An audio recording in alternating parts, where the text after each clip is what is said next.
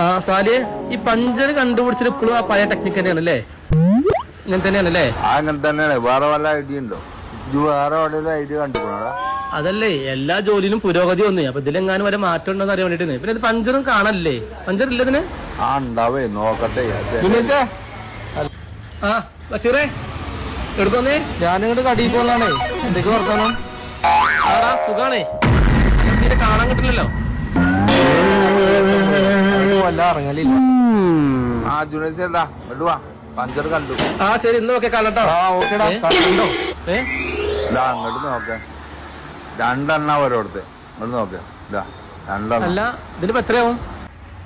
അത് 300 ആവുള്ളൂ. നടക്കല്ലേ? നിക്ക് അടക്കാൻ നിക്ക്. ഞാനേ ഈ മൊബൈലൊന്ന് എടുത്ത് നോക്കട്ടെ കേട്ടോ.